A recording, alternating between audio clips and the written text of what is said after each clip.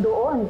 Tapos, nagtaka pa nga ako kasi mag-eye drop siya pero hindi niya pa tinatanggal yung salamin niya. Bakit? May mali ba sa sinabi ko? Namatay si Zach dahil may naglagay ng eye drop sa inumin niya. At nakakamatay yon kapag marami ka na inom. Akala ko ba namatay sa sunog si Zach? Hindi nang una naming conclusion. Pero ang lumabas na investigasyon, eye drop ang ginamit ng killer pampatay kay Zach. Inampung ka namin. Si Hilda, yung nanay ni Yana, siya yung totoo mong nanay. Pagkapatid kayo ni Yana, sina? Ilabas niyo na si Hector Baltazar. Nasaan na ba kasi si Hector? Mr. Baltazar! Meron kaming sampina! Pumasok na kayo! Teka lang, saglit lang. Huwag mo na harasin yung pamilya ko. Dito ako, sasama ako sa inyo.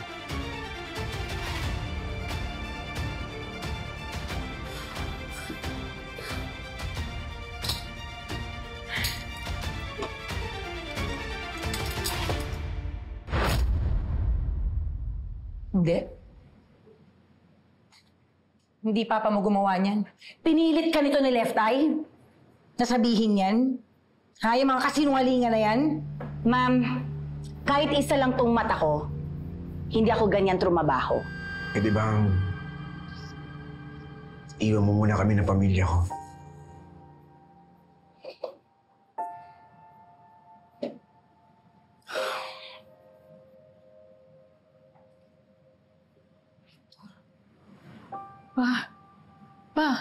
Paano ba ito totoo? Ano ba nangyari? Hector, kilala kitang babaero, ha? Pero hindi ka mamamatay tao. Ang tagal-tagal ko na itong bit-bit. Ang dami nang naapektuhan. Ang dami nang nadadamay. Inisip ko na tumakas, pero lalo lang ako malalayo sa inyo.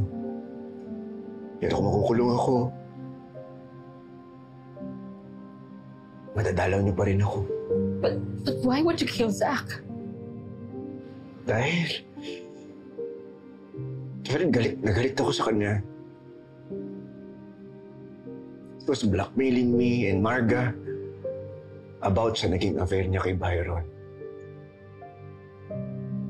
Sisirain yung pamilya ko, ang pangalan ko. Kaya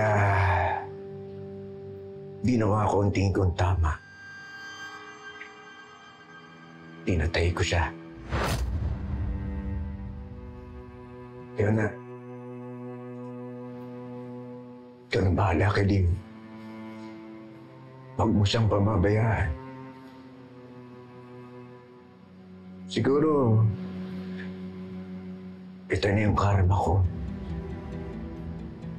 sa mga pagtataksil na ginawa ko sa'yo.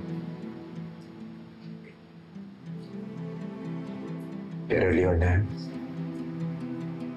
ito tatandaan mo. Totoong minahal kita.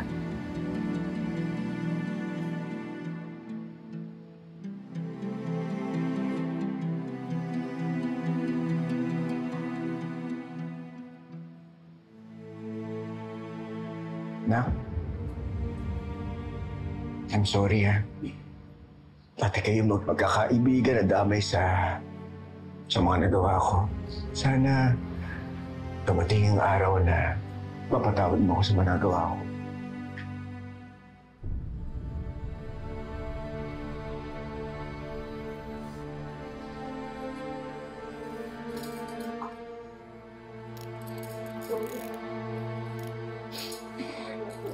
Dali.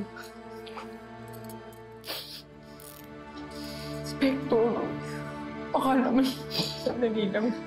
Baka pwedeng pag-usapan natin to. Hindi totoo to eh. Sir, sandali, Inspector. Nakikiusap mo kami ito. Sandali. Sabihin mo hindi totoo. Sabihin mo na sa kanila kasi.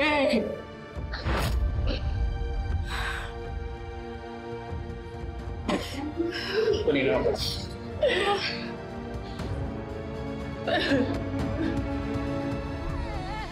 She's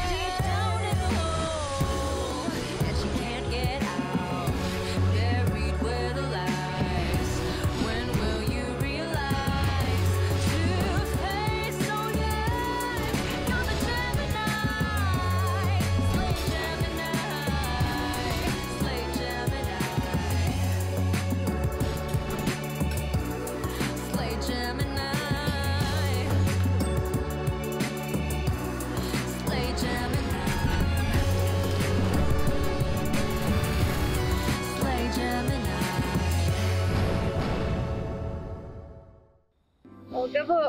Buti naman dumang ka dito bago ka umalis. Mag-iingat ka sa abroad, ha? Tsaka, tandaan mo. Size 7. Ito talagang mga to. Sus, tigilan mo na yung kakating sa phone mo. Importante ka talaga sa tao inaantay mo. Darating yun. Kung di man, marami ka naman makikilala sa abroad eh. Tara, kain muna tayo bago ka sumibat sa airport.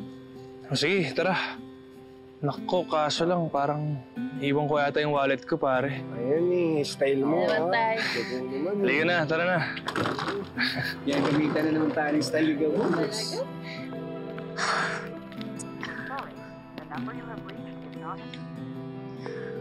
Come on, go get pick up.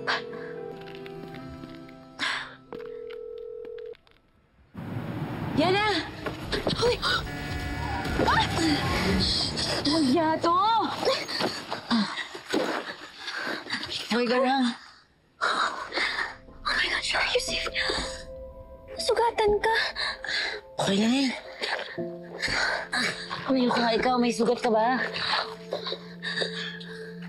Oh.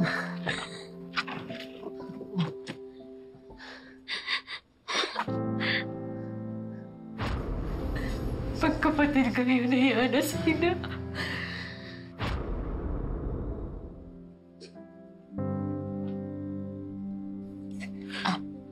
Okay na yan, okay na yan. Hindi naman ganun kalalim eh. Hindi ako mamamatay, hayaan mo na. Hayaan mo na.